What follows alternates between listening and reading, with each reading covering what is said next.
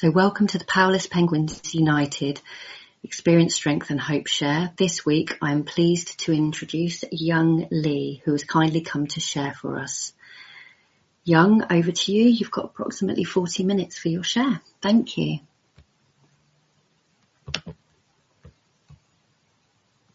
There we go. Thank you. Thank you, Danny. And thank you, Stephanie and Julian and everyone behind the scenes for service. Hi, everyone. My name's Young. I'm a very grateful recovered addict. Very grateful to be alive. For those of you expecting my friend Mags today, she can't be here. So hopefully I'll say something that might be able to help someone. I came in so broken and I opened my book just now and I've got to say I love what you guys are doing.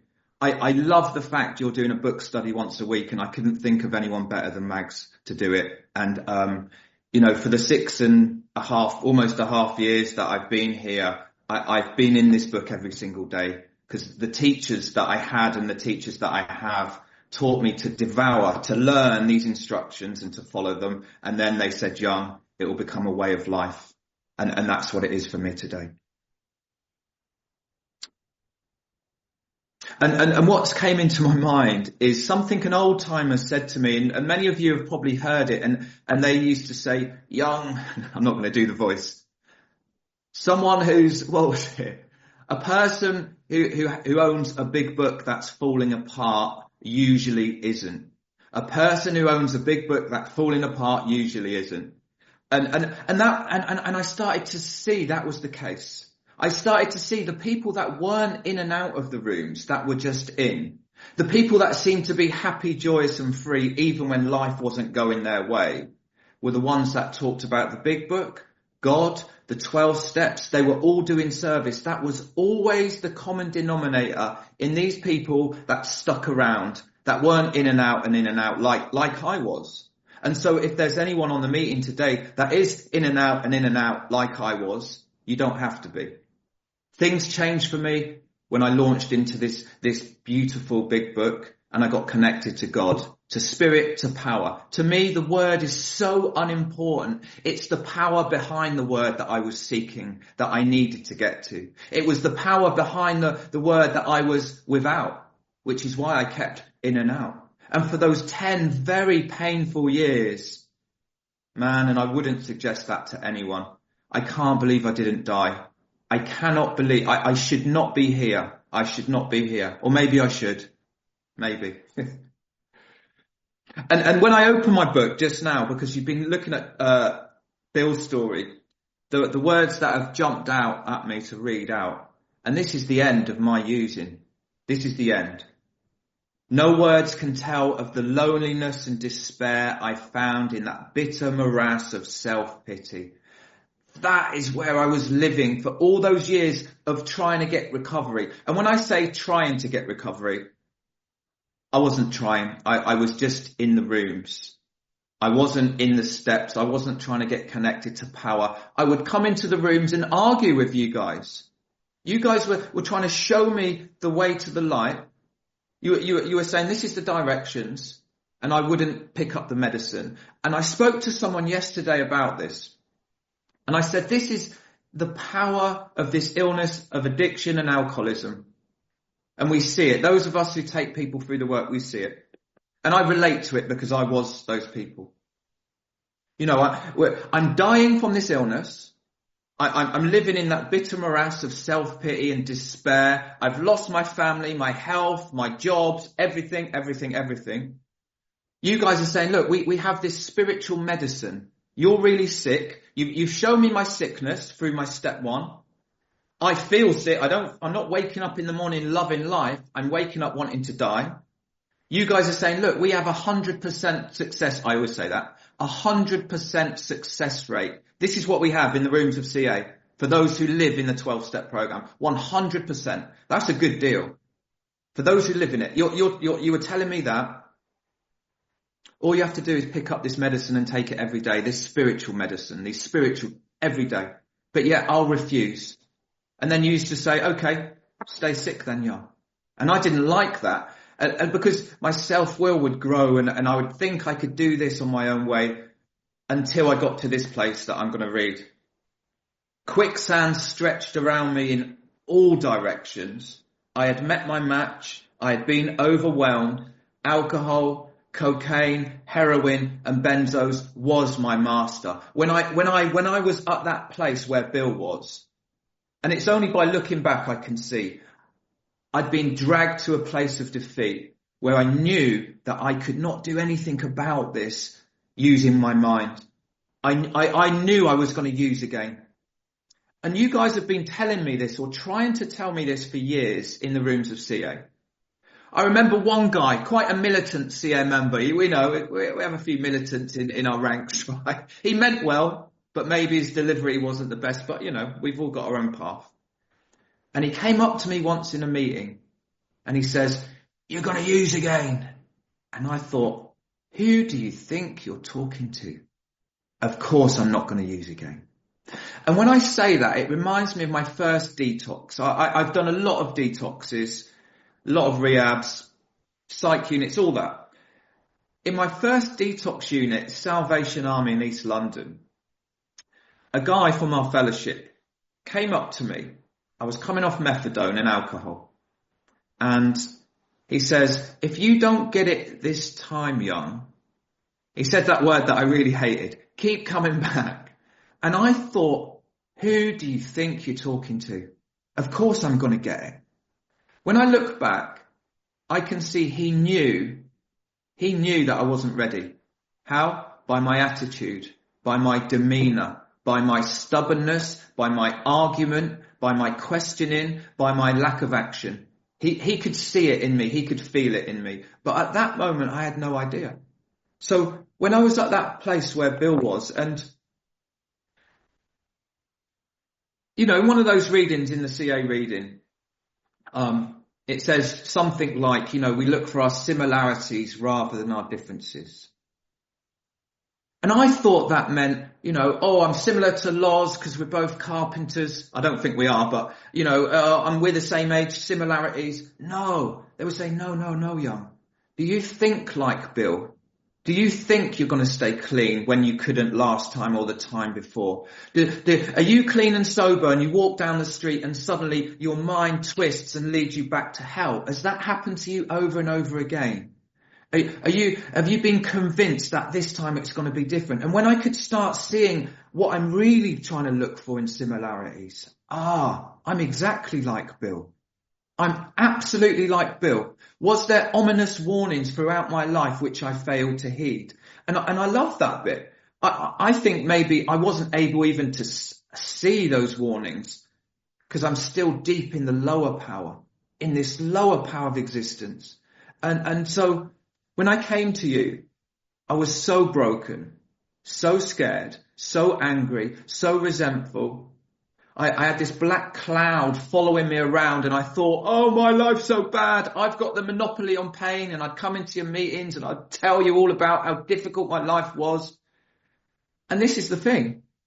Nothing's changed in the world. I still live in the same world, but I don't feel any of those things today because this is what's happened to me and millions of others. Like my sponsor used to say, still does sometimes. You're just another bozo on the bus, young. You're just another drug addict.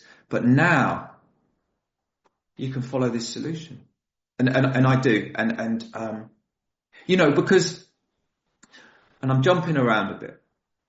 One of the beautiful things about working with newcomers, this is the reason I don't come on this meeting on a Saturday, because Saturday mornings is I'm either listening to someone's step 5 or I'm doing step work with someone. And one of the beautiful things about doing that is I see myself in those people that are as broken as I used to be. They're at that place of self-pity, and rather than me thinking, oh my God, shut up, man, I can sometimes, not always, sometimes I can have compassion, and sometimes I can show love even when it's quite difficult, because I remember that someone showed me love when I was difficult, when I was argumentative, when I was full of self-pity. They're just another version of me. And I can see today that every single person in this planet is just another version of me. And when I read that reading, alcohol was my master, drugs were my master, I could see that God repossessed everything I owned, and thank God. Because it was only then something snapped in me. I was given a window of opportunity and I dived through it. Because I knew I was going to die. I knew I was going to use again, and I didn't want to use again. And suddenly I could see through your eyes, like jumping around this chapter you guys have been doing. You know, I had my own epiphacture. You know, that person who approached me, that person in the rooms that had this look in their eyes, this enthusiasm about life. And I thought being in recovery was just going to be, yeah, no, my name's Young, I'm 6 years old, it's really good. No, I saw something different that you were offering. And I didn't know this was about living a spiritual life. I thought it was just about being clean and sober. I had no idea that what was waiting for me. And for any newcomers, I certainly didn't feel like I do when I came in on day 1 or day 2 or day 3 or whatever. I don't know when the change happened in me. But what I do know is I went all in from that day to this day. All in. Because I'm a hopeless drug addict on my own. On my own, without God, without spirit, without love, even clean and sober, I could find life challenging and difficult and you lot annoying. With those eyes, my natural sort of way of looking at you seems to be quite negative. So when it said in the big book, you know, without help, it's too much for us. I know for me, it's talking about life itself, not just alcoholism or drug addiction. Without help, life seems too much for me. I seem to always want to be someone that I'm not. I always need to get to somewhere. But when I live the spiritual life, which I do imperfectly, I've got to a full stop right here, right now. But it started from that place of knowing that alcohol, drugs was my master. And so when I think of that word master, when a master calls, the subject obeys. I obeyed it because I had no choice, because like the name of this meeting, Powerless Penguins, when I could see what that really meant I've got no power over when that thought enters my mind and once it's in. And I said this to a newcomer yesterday when we went through step 1 and we talked about what mental obsession meant. And it doesn't mean I'm always thinking about drugs. Doesn't mean that. It means this twist of the mind and then this idea that I can use normally, that today I can smoke crack like a gentleman. And I said to that person, do you relate to that? And they said, yes. And I said, yeah, so do I. I said, what can you do about it when that happens? And he said, phone your sponsor, go to me. I said, no, nothing. You'll be using. And it sounds horrible. But I said, but we've got a solution to that. He said, what is it? I said, well, it's in this big book, the 12 steps. It will lead you to power. And each step kind of directs me back to power. Step 1 shows me that I need power. I might not call it God and it doesn't really matter. And for me, I refused to say the word God for a whole year because I'm so stubborn and I had to get rid of these old ideas. And I'm only talking for me. No one has to do anything in here. That's the beautiful thing. No one has to do anything. But what I do know, when I didn't do anything, I got the same results. And for me, that's ending up in crack houses, in institutions, having no possessions, having no family, having no job, having that for me, that's what happens. But,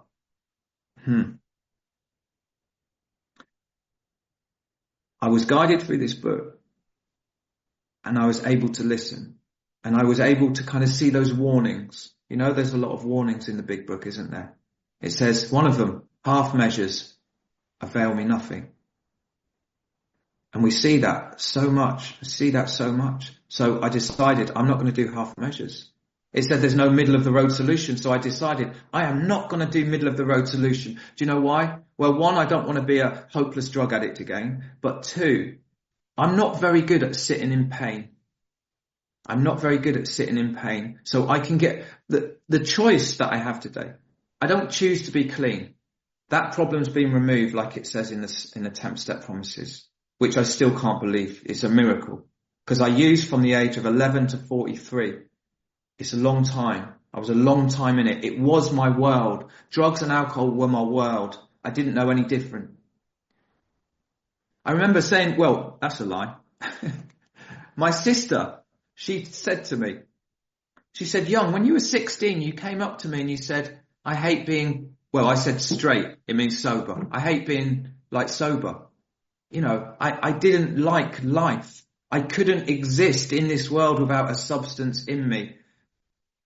And today what gives me a sense of ease and comfort is God, is Spirit, is being in the middle of this 12-step program, because good teachers taught me that also. They said, Young, get in the middle of the herd. You know, like I love your posters on this meeting, flyers. It's just, whoever does those, amazing. But like the penguins in the middle, they stay in the middle to get warm. And it's, I believe it's through all the practices that gets me and keeps me connected to God or power. The 12 steps, being around you guys, doing service, prayer, meditation, reading spiritual literature, holding my hands up to mistakes, doing inventory, all the bits seem to bring down this big wall that I have around me of darkness when I come into the rooms. This wall that blocks me from this Spirit inside my soul. This wall that blocks me from seeing the Spirit within you. And each practice, I believe, takes down a brick, one at a time. But I've got millions of bricks around me. So it's a lifelong process. A lifelong process. A way of living, it says in the big book, doesn't it? A design for living that works in rough going. It's miraculous. We live in the age of miracles. The age of miracles. The fact I'm not using is a miracle. But the fact I'm happy, joyous and free not using is a miracle. The fact I haven't been angry for 6.5 years is an absolute miracle, because I came into you guys an angry man, frown on my face. Every word was a see you next Tuesday. And what has happened to me and millions of others is this soul surgery, this transformation through these simple instructions in this beautiful big book that you guys are going through line by line, and my whole soul has shifted. I'm sure if you tested my DNA today, it would be different. I'm sure it would. I'm not the man that I was when I came into Cocaine Anonymous. My walk is different. My eyes are different, but nothing's changed in the world. But everything's changed in here. And what I was trying to do for years was I was trying to do it the wrong way round. I was trying to change everything outside of me for me to be okay. I was trying to get a new girlfriend, get new trainers, I didn't understand that, you know, it was about this internal change that I can't bring about myself. It was about me being open-minded, like it says in the book, willing to follow these instructions. And this is what's happened to me. The more I delved in, the brighter the light became inside my soul. It feels very bright today. And when I came to you guys, you know, the end of my using looked like this. I don't think I've even talked about my using. Just to qualify myself as a hopeless junkie. The end of my using looked like this. I had no possessions. I used to lie on a sofa every single day with a cracked phone, just staring at it. Go to the chemist, get my methadone. Go and rob someone to get some money. Buy them a smack. Rob a bottle of vodka. And lie on that. And that was it for that 2-year relapse, which started off in my head, I'll just have one. That's how it started off. And I used to lie on that sofa day after day, feeling the light of my soul going out. I could feel it going out. And I knew if something didn't change, I would die. And when I look back and I see people were trying to help me all along, and there was a guy from CA and he never gave up on me. He would always phone me up.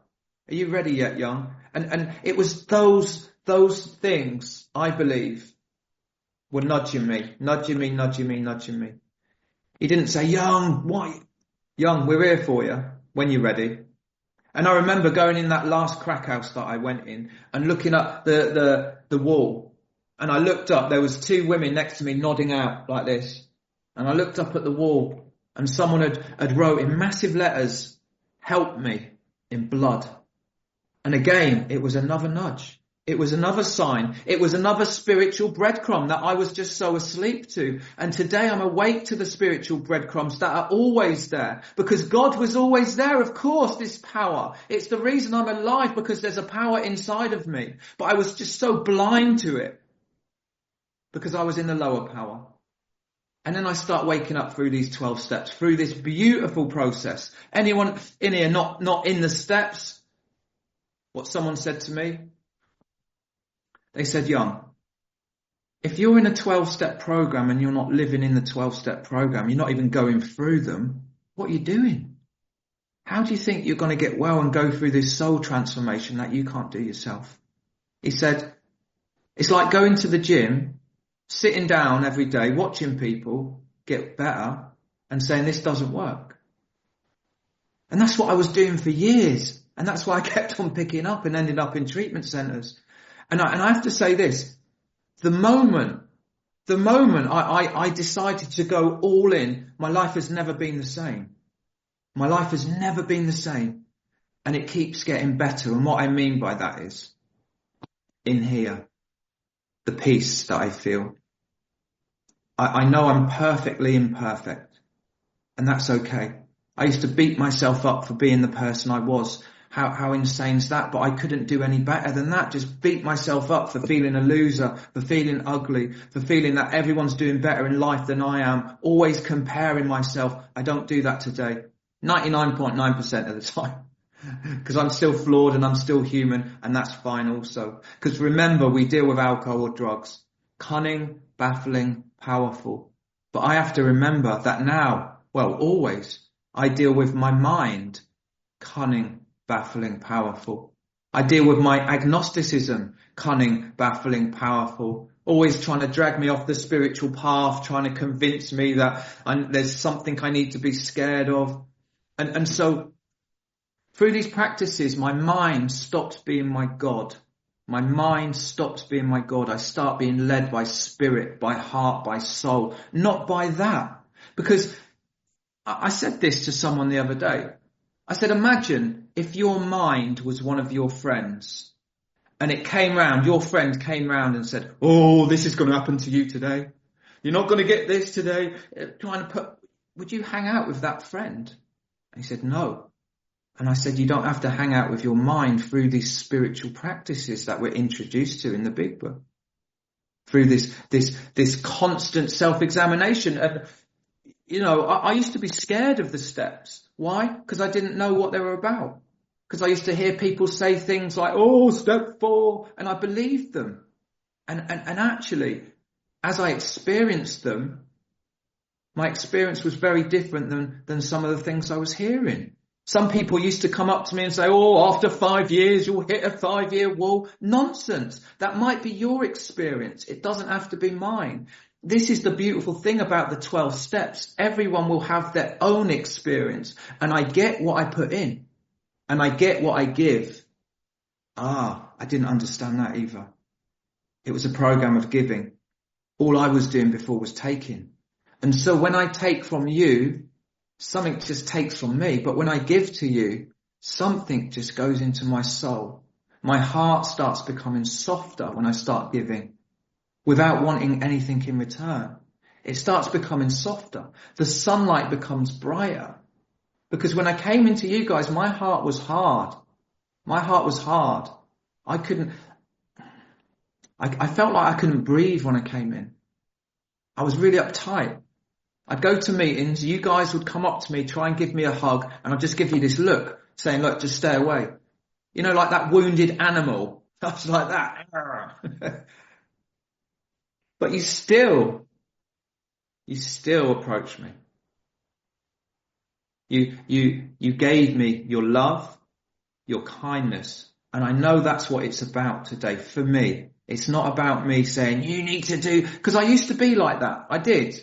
I went through that stage of being quite militant and trying to hit you around the head with a book and all that. And I understand this is how we get well. I understand that. But if you want it, have it. If you don't, no worries. But I hope you do come and grab it. Because I know how difficult it is trying to rely on my self-will through life. And if you're a drug addict like me, well, the next use up might kill you. And I know it doesn't have to be like that, because we have 100% success rate. And so I delved into these 12 steps like my life depended on it, because finally I could see that my life did depend on it. The lives of my children having a father in their life depended on it.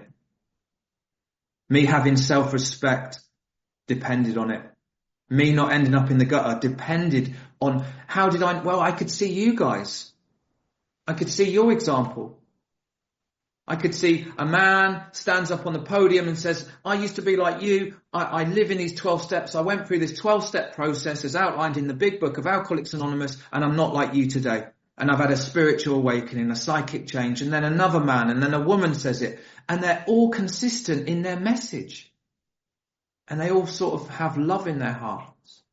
And they don't want anything, but they want to try and pass this stuff on. They seem very passionate, these people. Like, whoa. I can see why. Because I have a primary purpose today when I'm speaking on a message like this, to try and say something that might help someone, because I suffer from a life-threatening illness. I understand that today. I'm under no illusions. I see, I'm in enough meetings, I sponsor enough people, I see how quickly the illness comes back in people, regardless of how much time they've got. Regardless of how much time they've got. It took me a while to build up a fit spiritual condition, but I can see it can go like that. It comes back in people not doing their inventory at night, not doing step 10 practice, not taking those calls, all those things. And then it doesn't come in a bottle and a needle in a pipe. It usually comes in the form of irritation of people, sitting on meetings, judging the speaker. Those little things, being a bit more irritated by my kids, doing the fingers at someone who's cut me up. It's like a tiger, camouflage, creeping up. I've got no idea it's coming. So thank God we have a solution. Oh my God, I've only got a minute left. Wow, that's great. So thank God we have a solution to that. Right, a minute of solution. I hope I haven't talked too much about the problem. So what's happened, I delved in, I got into these 12 steps, I followed these instructions, and then I adopted it as a way of life. What was quite mechanical at first has become like a dance. The numbers have fallen off the steps. It's become part of my soul, part of my DNA. I could not imagine not waking up in the morning, getting into deep prayer and meditation. I couldn't imagine not doing this self-examination. I love taking people through the big book of Alcoholics Anonymous. This for me is where the magic started to happen. This is where my relationship with God started really growing, when I started helping people that were like me. When I listened to my 5th step, oh my God, something shifts in me again, and it keeps on happening and it doesn't stop. And so for any newcomers, we have something amazing waiting for you, but like myself, I had to participate, and I had to dive all the way in, and because I do that today, I feel at real peace. I know my time's up. Is my time up? Yeah, I think it is. No? Oh, we've got a little bit more time. Okay, cool. Oh, wow, I was wrapping it up. There was a bit I wanted to read. Where was it? It was from Bill's story, because you guys have been reading Bill's story. And it says, my friends seem like a novel idea. Why don't you choose your own conception of God? Now, I always say a God of my very little understanding, but now it's a God or a spirit of my experience. I feel, I see. Where did I see God yesterday? All over the place. I saw it in my daughter's smile. I saw it in the kindness of a man helping a lady across the road. I see, I feel. And then it says, that statement hit me hard. It melted the icy intellectual mountain, whose shadow I'd lived and shivered for many years. I stood in the sunlight at last. That was what was blocking me. My intellect, my ego, because my ego wanted logic and understanding and control. And I can never understand a spiritual life, a spiritual program. I can't understand it. I can experience it and feel it. And when did that happen for me? When I was so broken that there was nowhere else for me to go. Suddenly, I open my ears and I bow my head down and I say, please help me. I don't know what to do. And that's a great place to start. For me this morning, me not knowing is a great place to start. Me being able to get over this, oh my God, and blah, blah, blah. Well, that's what the program's about, Young. You need to kind of get into it, Young, you said to me kindly. And you said things like this also, which helped me. Because it says, doesn't it, we better use everyday language to describe spiritual principles. It's like, I just say, look, it's transformation. You can worry about or delve deeper into it as we go into it. Don't worry about the method. What's important is the results we get. The people who put their hands up, they've all got a year or more. Miracles. You know, a lot of my teachers have got like 30, 40.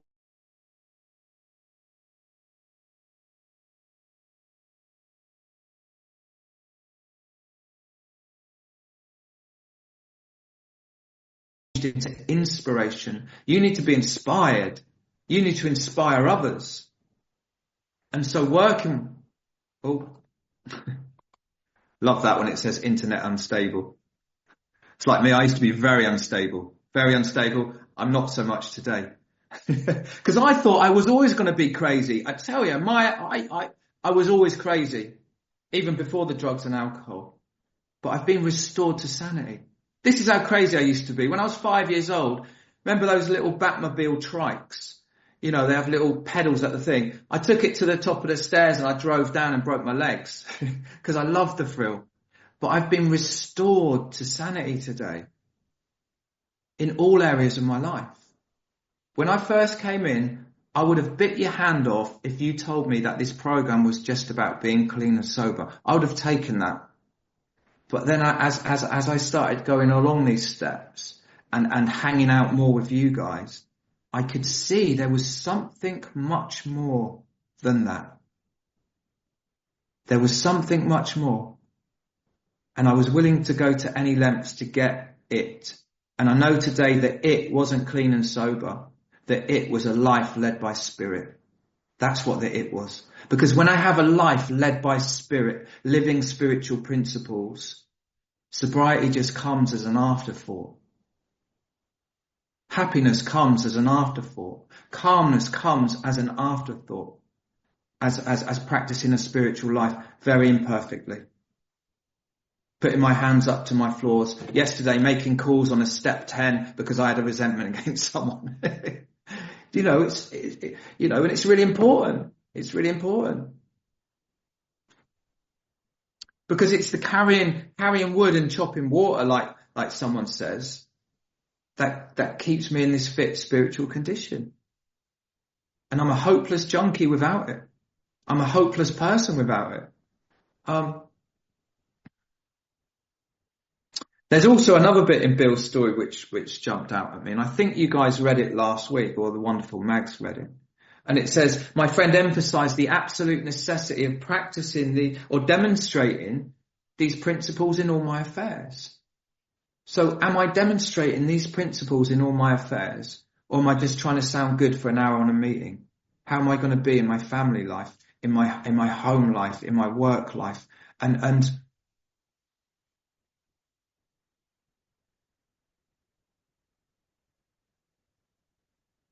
I was only able to do this because of you guys in the fellowship showing me the way. I keep sharing this, but I'm quite a boring person, so I probably share a lot of the same stuff. But this is just what's coming out. I see what we do here like families of elephants that I used to see when I used to smuggle drugs in Africa. And we used to fly a Cessna plane very low in Mozambique during the Civil War. And sometimes in the dry season, we'd be lucky enough to see families of elephants going along these very dry paths trying to find water. And these paths, they'd walked hundreds of years, and it was always the biggest elephant at the front, the matriarch, the bull, and everyone else would just follow that elephant. Why? Because that elephant knew the way to the water hole. Isn't this what we do here? We just follow the people that have been before us because they know the way to the water hole. They're the elephants that know, they've walked it. You know, nothing fills my soul so much when I'm sat down speaking to one of our elders who's been on this path decades. And look, not everyone's on the spiritual path that has been in the rooms for decades, not everyone. But they've got this wise love about them that I couldn't put a value on that. And I'm listening. I feel like a sponge. You know, it was always taught to me, a few things that were taught to me. Firstly, was we need to get into these 12 steps, young. Second thing that was taught to me, always be on a big book study. So I've always been on a big book study for the last 6.5 years. Read different spiritual literature. Surround yourself with teachers, not just your sponsor, because your sponsor's just one person. Get a real wide. And so whenever I'm on a Zoom meeting, and it's usually Zoom meetings rather than face to face, I must say, and I hear someone on fire, I am grabbing their number. I'm getting them in my spiritual team. I'm going to talk to them about their spiritual practice and how they pray, how they meditate, what they read. And because I do a few of those things and a lot of other things, I feel so excited about this program. I haven't woke up one day not feeling excited about being in the rooms of Cocaine Anonymous. I've not woke up one day not realizing that I owe a debt to Cocaine Anonymous that I can never pay back. But I will never stop, hopefully I'll never stop trying to pay this debt back. I remember the first time someone read me the Step 10 Promises. And it blew my mind. They blew my mind. It says, we have ceased fighting anything or anyone, even alcohol or drugs. That's like an afterthought. Because it's all those things. When I've ceased fighting, things start shifting in me. If I don't need to be right anymore, if I don't need the last word anymore, if I don't need to show you that you're wrong anymore, all these practices that have happened through all the steps, kind of working together, I've ceased fighting. But even alcohol or drugs, that's mind blowing. Because I thought this was going to be a fight. But I know today, if I'm trying to fight this illness, I'll always lose because lack of power is my problem. I need to get to power. I need to get to God, spirit, love, light, and I need to stay connected to that power. I need to stay awake to that power, which I do through these practices I do each day. Prayer, meditation, helping my beautiful family of CA, I mean, not my other beautiful family. My daughter will probably wake up in a minute, maybe. Cease fighting. That blew my mind. It says, because by this time, I've been through steps 4 to 9. I've followed the instructions. By this time, sanity will have returned. We'll no longer be interested in alcohol. If tempted, we recoil from it as from a hot flame. You could put a bottle of vodka in front of me now. I used to love vodka. You could put an ounce of crack cocaine in front of me now. I used to love crack cocaine. And I would literally recoil from it. I don't take that miracle for granted. And I hope that I never take my sobriety for granted either. It's not a done deal. You know, we do talk about permanent sobriety in the big book of Alcoholics Anonymous, but I'm not going to take that for granted. You know, I'm not going to rest on those laurels. It says, it gives us those 10 step promises and it says, look, you can have this. You can have the problem removed, but then it gives me a warning. And it says, it's easy to rest on our laurels on yesterday's achievements. So what for me, the simple answer to that is don't rest on your laurels. Why would I rest on my laurels why would I do that when I see so many people going back out after 5 years, 6 years, 7 years? Hopefully I'm not going to rest on my laurels today. And then it says later on, after those warnings and the beautiful step 10 promises, which is on offer to anyone in here, regardless of where you're at, because we can go through the steps very quickly. No problem. But it was stressed to me. A lifetime of practice. A lifetime. Hence why I'm always going through this book. Hence why I'm always praying. I'm always meditating. Morning, throughout the day, afternoon, I'm always doing it. I'm always pausing. Sometimes my kids look at me when I'm pausing and then they're like, what are you doing, Dad? You're sad. I'm pausing so I don't shout at you, kids. I'm pausing so I don't say the wrong thing. That's unkind. I'm pausing to acknowledge the Spirit and say, please, God, help me. I don't know what to do in this moment when my daughter's being annoying. And I'm always helped when I pause and when I pray. And then on that page, it also says, and this is really relevant to everything, I think, if we've carefully followed directions, we have begun to sense the flow of his Spirit into us. If I've carefully followed directions. So I've got to ask myself, am I carefully following directions? Have I carefully followed directions? Am I picking up the spiritual tools laid at my feet? Do I see that I suffer from this terminal illness? This is a good thing, and I'll end it on this. I've got a terminal illness. If I went to the doctor today and they said, you've got a terminal illness untreated, I would be upset, to say the least. Fearful, absolutely. Oh my God, I'm going to die. Untreated, this illness, terminal. I get phone calls probably monthly of people that die from this illness because of what I do. And, but the doctor says, but, there's a but. We've got this magic spiritual medicine.